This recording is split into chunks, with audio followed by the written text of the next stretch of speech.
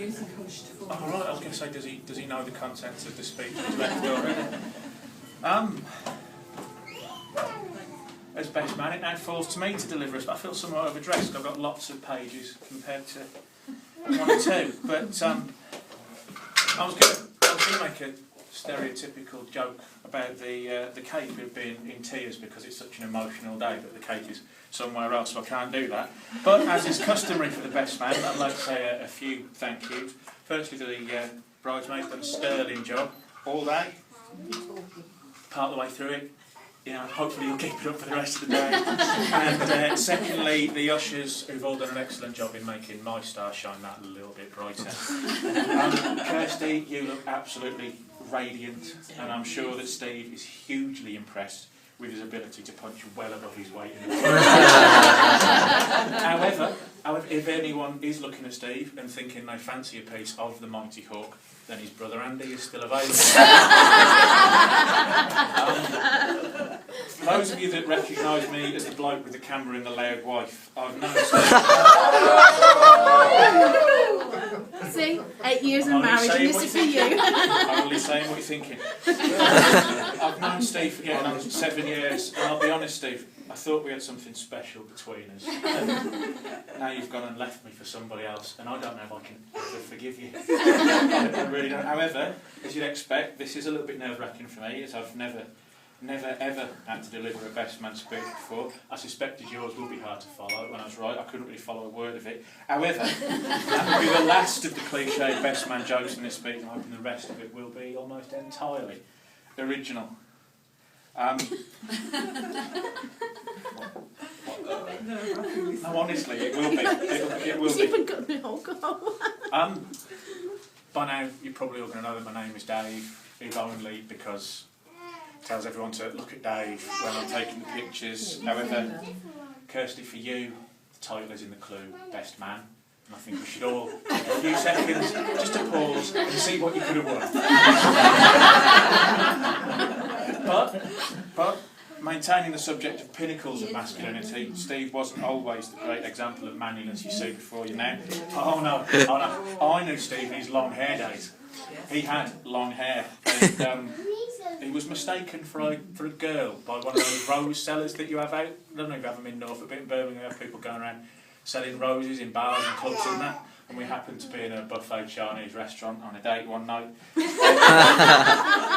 It nearly cost me a fortune when this man tried to convince me to buy a balloon for my lovely girlfriend. It wasn't until Steve turned around that the man realised his mistake. And do you know what, in some ways, Kirsty, I like to think that left the way open for you into Steve's heart. Now, I was hoping that the bit about telling everyone how Steve and Kirsty met would fall to me, but obviously Steve has got in first. But now everyone knows that they met on the interweb. I feel that the time's come for me to reveal a secret sound.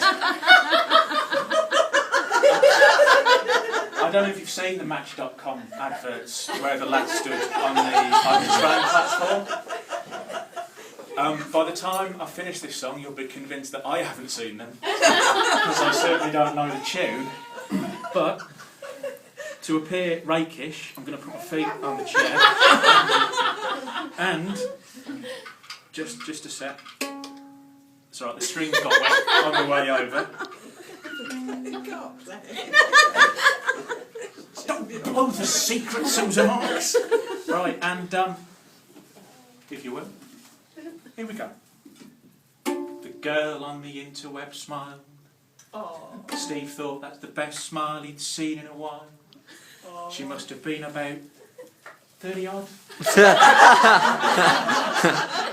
But worthy of a real sex god. She's really fit. She's got cracking. That's what made him fancy her. And she lived miles away in the home of the Broads, teaching the juvenile hordes. And she looked at the geek with the floppy lank hair, and she thought, what am I doing here? Well, she'll be over there.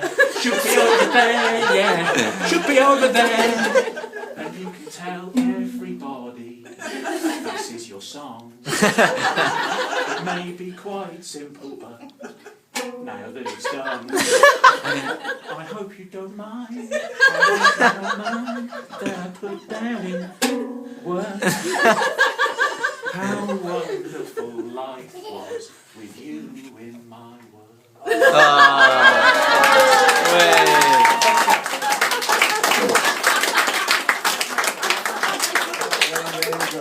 I've got a bit in brackets that says pause for thunderous applause. There you go. However, back to more serious issues, and in keeping with the vicar, I don't know how he starts his funerals, but to finish his marriage, start his marriage with, "You're going to die." I thought that was a lovely touch. So, I feel that as a veteran of nearly 8 years of marriage, I'm in a position to offer you some advice on how to ensure the experience is as painless as possible. I'm going to avoid the usual stuff, like always agreeing with your wife and saying, "Yes, dear," as they serve no useful purpose for me, as my wife never listens anyway. Instead, I'm going to furnish you with some real-life practical hints and tips on how to survive the coming together of two entirely different creatures. Firstly, Steve, the woman, is a complex creature. Don't take it all. So complex, in fact, that not even she knows what she wants, and it's up to you to tell her.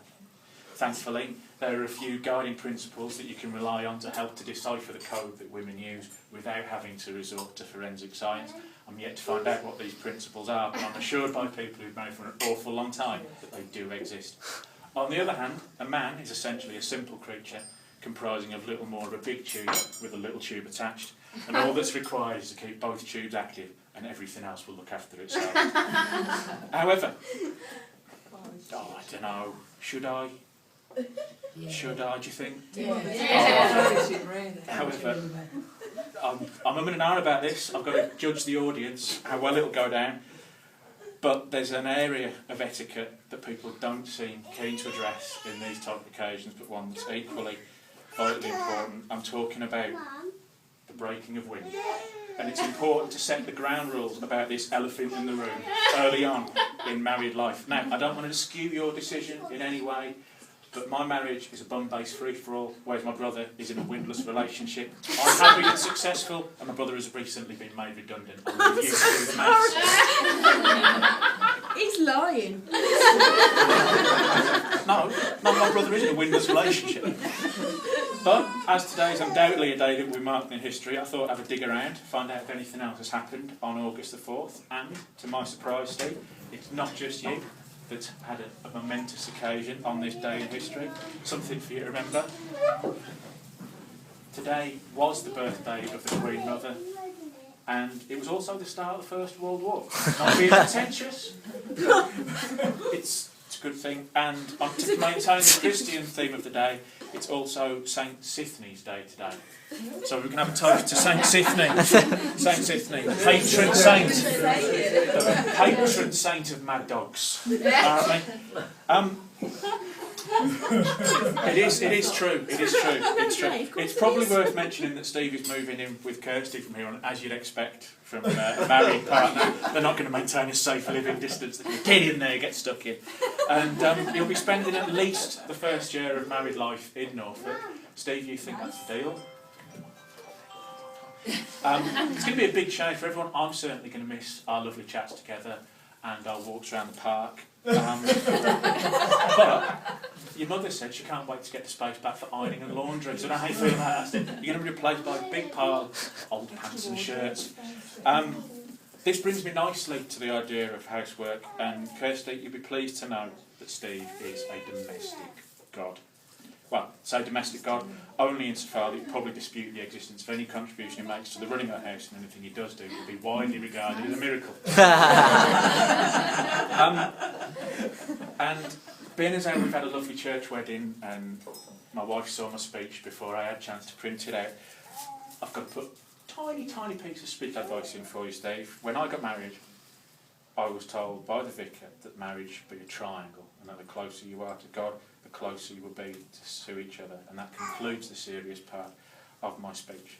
And in preparation for the wedding, I came up to Norfolk on Thursday. I've been to Great Yarmouth against Kirsty's advice. She did tell me not to go, but Yeah, I don't know what you're worried about. The height of cultural sophistication. And if marriage to the wonderful Mrs. Hawks wasn't reason enough to emigrate to Norfolk, then this jewel of British seaside surely is.